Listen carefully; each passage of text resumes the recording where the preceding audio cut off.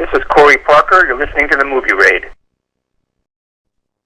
It's time for the movie raid, and tonight's victim is actor and acting instructor Corey Parker, that played in Friday the 13th, A New Beginning, and Biloxi Blues. Hello. Hey, how you doing? Now, you as an actor, young actors especially, potentially have an ego, and sometimes it's good, sometimes it's bad, sometimes it's just ridiculous of how they act and win in acting after getting certain roles and getting famous and whatnot. But do you think it can be a distraction while acting? To have an ego? Yes. Well, you kind of, it's tricky. You kind of need an ego, because who else is going to get up in front of a bunch of people and say, look at me? So, you need that, but you need to also realize that you've got to put it into the work, into the acting. That's a really important aspect of it. Yeah, it's just the fact that for a while, if they land a good job in terms of roles, they would continue to build up that confidence, but sometimes that confidence can become greedy. And of course, that is part of the business. There are a lot of actors that the money, the fame, and so forth, but there's the humble ones that are the ones that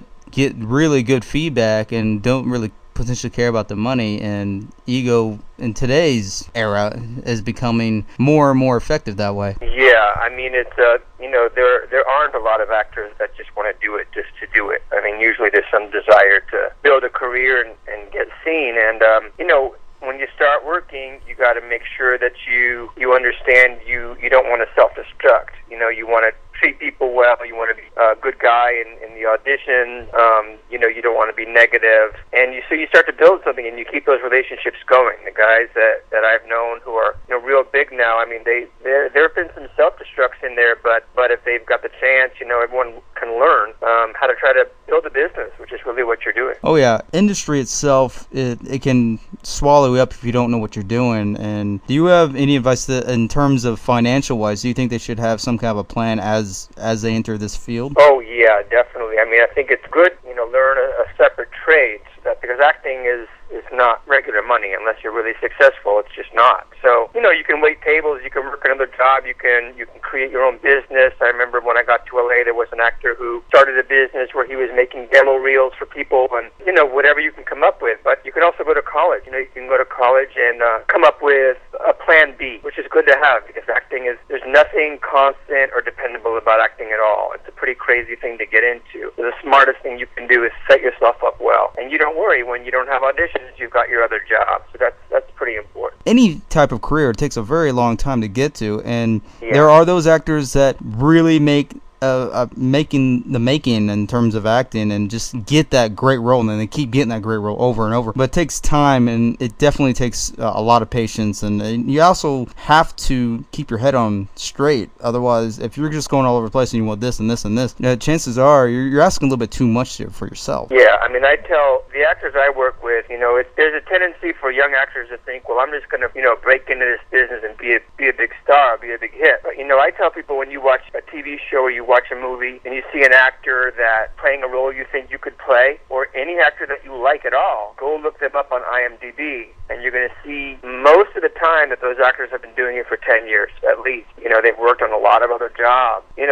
That's just the reality. It does take time, like you say. So it's like if you say, well, what am I going to do for the next 5 or 10 years? If you want to devote that toward building something, you can build it. You got to study with the right teachers. You got to be in the right place at the right time, and you got to take care of your head. You've definitely got to take care of your mind and your spirit and do the things that are productive, and you can't get into being destructive.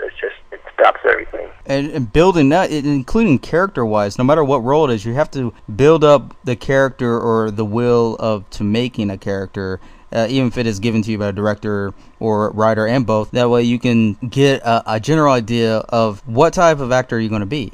That's exactly true. There's a lot of different types of actors. And you can look at actors not only from today, but back to the 40s and 50s. There are some great actors giving great performances, and each with his own style or her own style. And so there's a lot you can study. Just understand that actors have been succeeding at this for a very long time. That does take a lot of work. As far as a character, for me, character starts with the writer. The writer's written the character, so, you read through the script a few times, you underline everything that's mentioned about your character, and you start to piece together with your own creativity who this character might be. And that's a fun part of it, the creative part. But, yeah, that does take time. And while they go for these type of characters, whichever it is, what do you think should be a more of an influence to them to get to this emotional role for them? You mean getting to the emotion?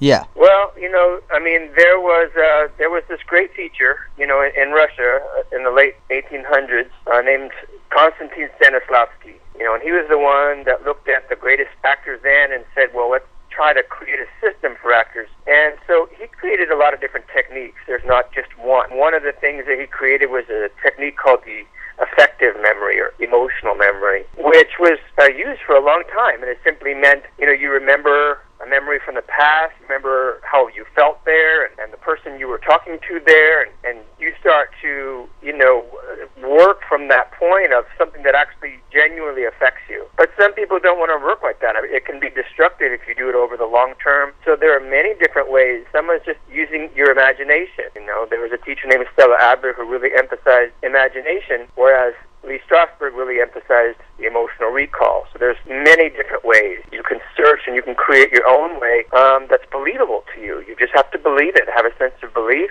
and hopefully it's not a destructive one, and you can create, In terms of the audience, how would you want them to make them believe the character? Well, I think if you do something authentic, people will believe it.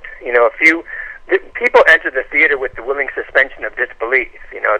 They enter with a willingness to suspend their disbelief. That means they're kind of ready to believe. They want the story to take them away. They want this story to actually affect them. So that's what they want. It's not tough to do at first, but it's up to the actors and the director to create something that's believable, that has urgency and importance, and where people care, that makes the audience care. So if the actor cares and sets himself up well, that he's in a situation in the play or the movie, he's in these circumstances, and he's got to figure out what to do to get to the next step, and he really cares, he sincerely cares, and he just like he does in real life, and he tries to go after what he needs to go after, that's going to get people's attention. We like to watch people when they're really doing something like that. It's only when actors are false, and they have false notes, that it turns the audience off, and then they don't like you. They're very quick to decide they don't like you. But if you stay believable, they're with you. You've got them, The companies are getting bigger, money is getting larger, and as well stricter. Time management is getting stricter. In terms of teaching, what steps are you wanting to guide them to? I mean, my job as a teacher is, to bring out what gift that actor has, what's authentic about them, because nobody else has it. You have something authentic about you that nobody else can do. And so I try to bring that out in the actor and get them to trust it, so they're not doing hammy bad acting. They're actually starting to work from what's authentic in them. Just like if you think of big actors like Meryl Streep or Robert De Niro or Denzel Washington or Pacino, these are all authentic actors. There's something about them that we feel no matter what character they play. We get a sense of just their presence. And that's not easy to do. But if I can train an actor to find his authenticity, start to rely on it and use it, and then the next step is preparing the actor for how to actually sell that product. That's the product. And it takes a lot of time to become really good at bringing that into an audition and rocking with it. Really nailing that audition with the work that you do, showing them what you've got. Actors have a lot of fear, insecurity, or if they lack technique, they can make very obvious mistakes, and people don't want to hire that. People want to hire someone that's ready to shoot right now. If they're shooting next week, you can't hire someone who's making amateur mistakes. So you want to prepare someone to do something real, something genuine, and then to be able to walk in and walk that walk in the room. That it's a business. Hollywood's a business, and even for indies, if indies want success, if they want to be at film festivals, they want some kind of hook. It's the good acting is not always the goal in a production with some people. When I worked with Mike Nichols as a director, he wanted good acting. But some directors don't care. They just want something that's going to have a hook, get attention, and hopefully make the money. And that's more often than not, So there's room for all kinds, but it's up to the young actor to decide what kind of actor you want to be, because it takes work to really do it. You have to sell the product. You have to wrap the product. You have to make this product as yourself, not just what you're assigned to, of course. Yeah, this is a multi-billion-dollar worldwide industry. It's very influential, and it's present all over the world. When I was coming up there, you didn't have this kind of worldwide reach, to the extent that you have it today. And that affects casting. Sometimes they'll cast someone that they think is popular in a market, a foreign market. It is run as a business. It's a very big business. It's a very powerful business. If you have the power to bring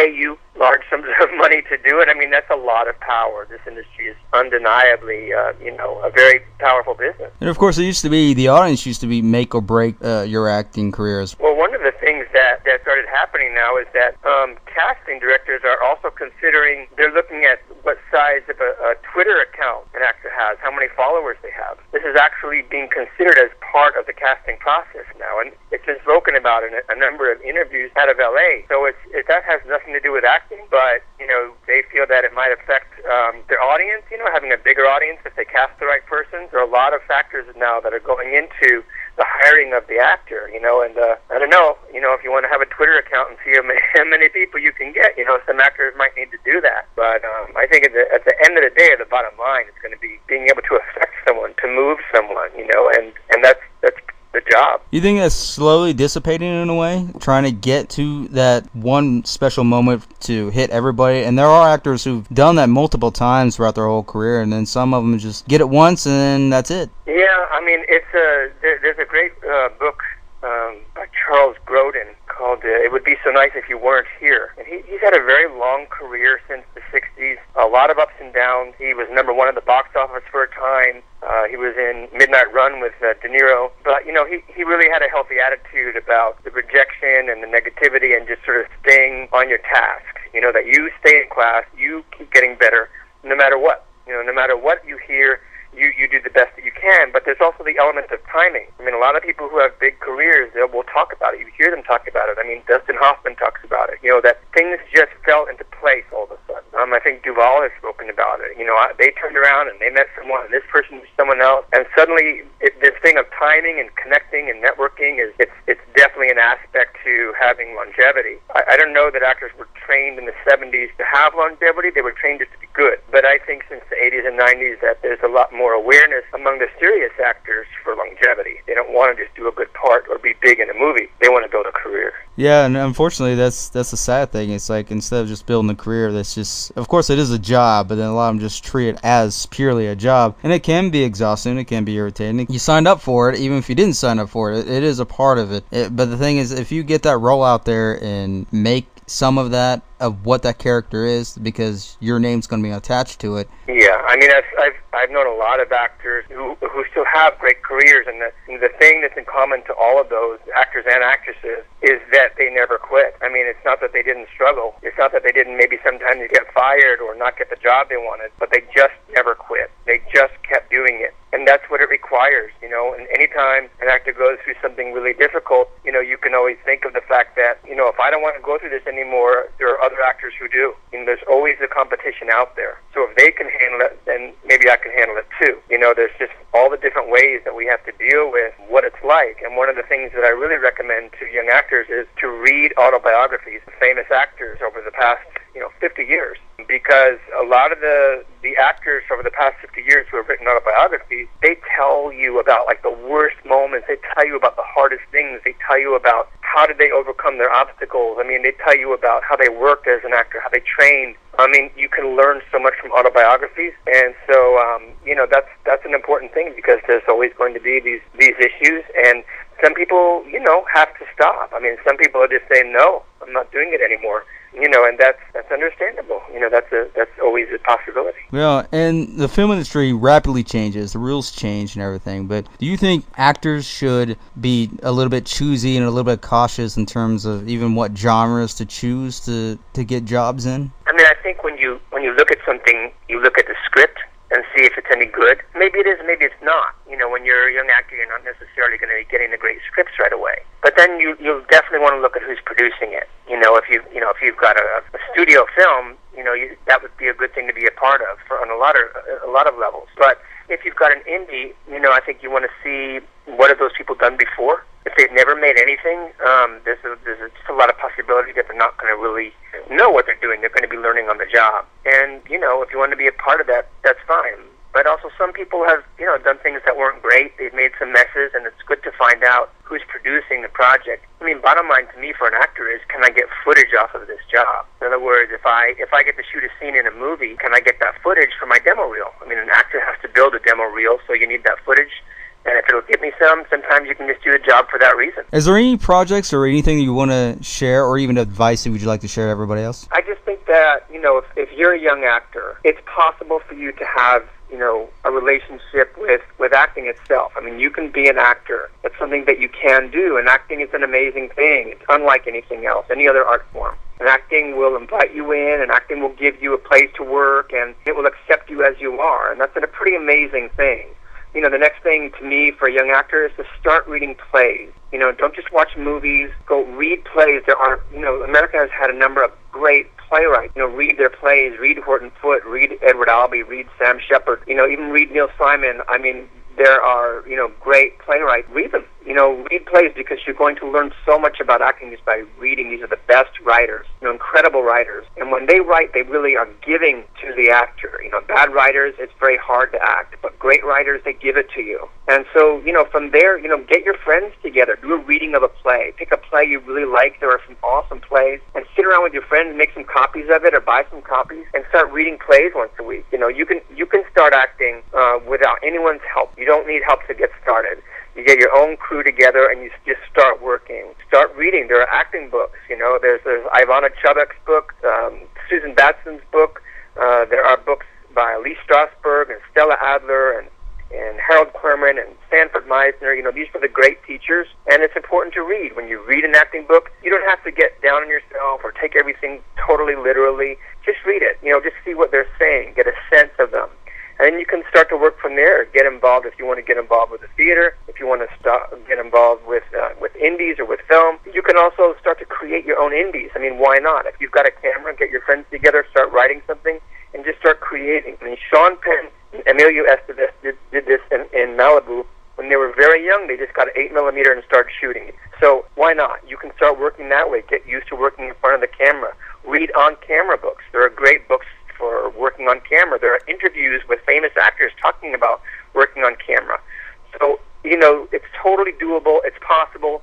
It takes work. It is not going to be easy, because you're going to have to get other people to say, yes, I will hire you. Yes, I will pay you. And people don't always want to do that. So if you don't like rejection, that might make it a problem. But if you've got a lot of passion and courage, and it's something that you feel a connection with, then pursue it. Pursue it. And even take small time jobs, even like commercials. It could be local commercials. It could be on a local newscast. The point is, this is to help you get where you want to start as an actor. This even is something as mediocre as it can be. That's where you want to be, man. Yeah, it is. And you're right. You can do commercials. You can do voiceovers. You can do any kind of acting job, industrial films. Whatever you can get. You can do extra work. There's plenty of extra work when I was younger. You're around the set. You're not necessarily treated very well, but you're on a set, and you get to start, if you pay attention, watch how they deal with the camera. Watch how the actors deal with the camera. You can learn a lot. There's plenty for you to do if you're really into it. If you wanted to learn how to become a printer, or you wanted to learn how to become like a lawyer, or you want to learn how to become like an accountant, these are kind of boring things, but the thing about them is they take time to learn, dude. You've got to spend time and learn them. And acting is the same way. People have this sense that, people see actors on TV and they say, oh, I could do that. What you don't realize is that actor just spent 10 or 15 years working hard to make that look that easy. It's not that easy. It really isn't. The people who get hired have earned that place to be able to show you that it's easy. And as far as going to teachers, of course, go to teachers. I mean, but really test your teacher out. Have they worked as an actor? Have they trained with other teachers that were good? I mean, where are they coming from? There are teachers who have never trained and never worked who are teaching acting, and I don't know what they're teaching. I don't know what they could possibly teach you. So if you want to learn something, find someone who's done the thing you want to learn. That's what I suggest. If a teacher says he's been in movies, you can look on IMDb. If he says he's been on TV, you can look on IMDb. If it's not there, he hasn't. Period. Got a bio? That should tell everything. There's a teacher I've seen who won't put a bio out or any information. I mean, so I already know there's a problem. I mean, any teacher of acting usually was an actor. That means they like attention. They want to show off. So if they've done work, they're going to put it out there. Here's the work I've done. Here's the stuff I've done. I mean, if anyone's secretive or mysterious, be cautious. Well, what happens when you start training is you start learning habits. So if you train well, you learn good habits. If you train with a bad teacher, you learn bad habits. And when I get someone who's trained with a bad teacher, that's okay. I can deal with it. But before I can teach them anything, I've got to start to untrain the bad habit. And bad habits are just bad acting. It's just really big, hammy, bad acting. It doesn't look good on camera, and nobody hires it. Well, where can they find you in terms of if they want to go to you as far as learning how to act? I've got a website. It's CoreyParkerActor.com. So that's CoreyParker actor.com. And there I've got all the stuff that I've done. I've got, everything that you might want to know about me. And if you want to, connect with me, you can do it there. And there you go, guys. That is Corey Parker, acting teacher as well as actor. Appreciate it. I really appreciate it. This was fun.